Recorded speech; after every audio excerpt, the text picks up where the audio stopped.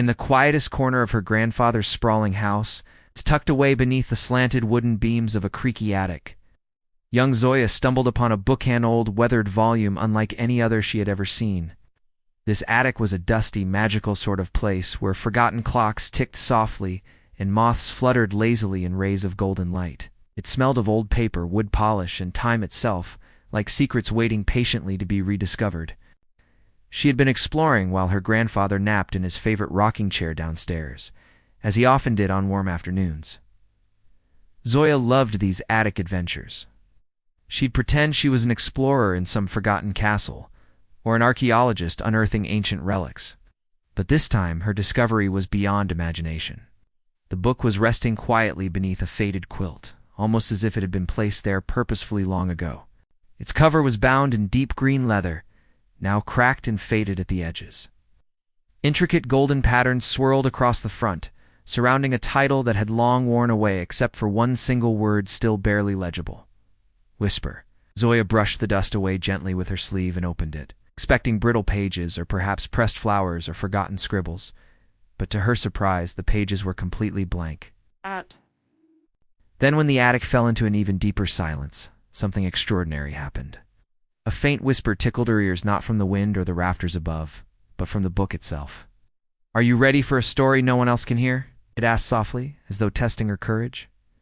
Startled, Zoya froze. She glanced around. No one was there. Only the steady rhythm of the old house breathing around her. "Yes," she whispered back, heart thudding. With that, the book's pages began to glow faintly, as though the words were being written in light rather than ink. Lines of shimmering text danced across the paper, forming sentences and scenes faster than she could follow. The attic around her seemed to blur and sway as a strange warmth wrapped around her like a blanket. Then came the real surprise. Without any warning, the book center pulsed with a radiant light, a soft, golden glow that grew brighter and brighter until it filled the attic entirely. Zoya shielded her eyes, and when she opened them again, she was no longer sitting on the dusty attic floor. She was standing in the middle of a lush, green forest, the trees towering above her, like watchful guardians.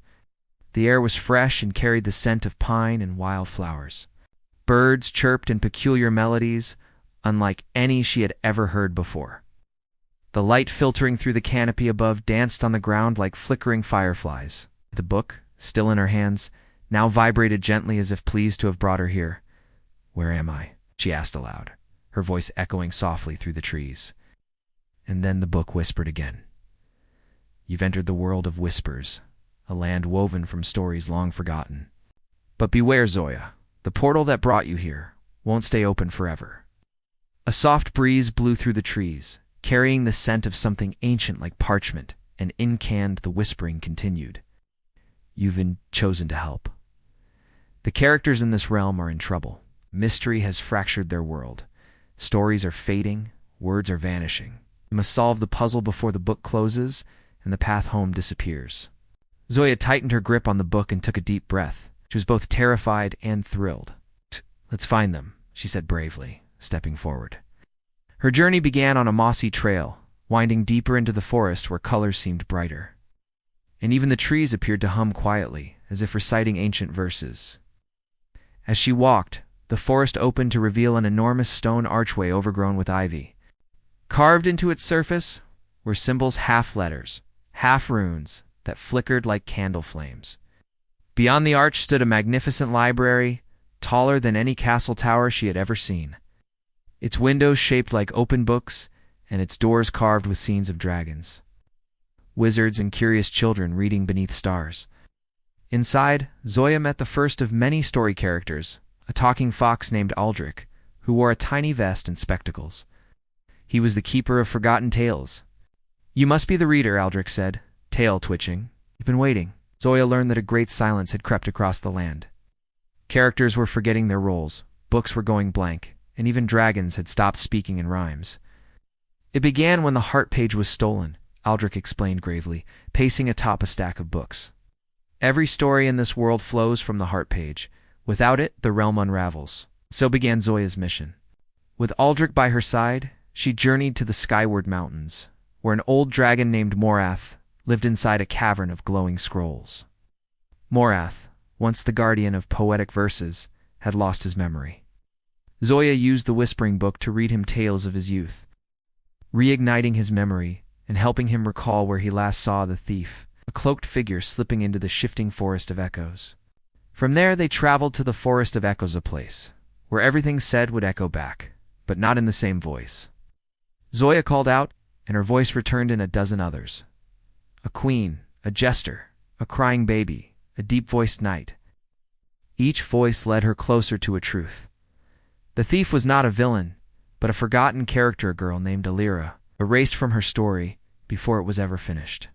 Lonely and afraid, Alira had taken the heart page in hopes of rewriting her existence. Zoya finally found Alira at the edge of a mirror lake, staring at her reflection in the shimmering water. "I didn't mean to break anything," Alira whispered, tears in her eyes. "I just wanted to matter." Zoya knelt beside her. "You do matter. Every character does. Even those whose stories haven't been written yet." Moved by her words, Alira handed Zoya the heart page. The moment Zoya touched it, the entire world seemed to take a deep breath. The skies brightened, trees swayed in relief, and the whispers returned stronger than ever. The book in her arms pulsed with light again. Portals shimmered open, showing a swirling image of her grandfather's attic, quiet and waiting. "It's time," Aldrich said softly. "Your story here is written. But don't worry, reader. This world will always remember you." Zoya hugged Alira, promising she'd return, and stepped through the portal. Back in the attic, it was still afternoon. The dust motes floated lazily. The only sound was the ticking of a grandfather clock downstairs. But the book in her lap was no longer empty. Its pages were filled with everything that had happened: the forests, the fox, the dragon, the girl in the mirror lake. Drawings and words danced together like old friends reunited.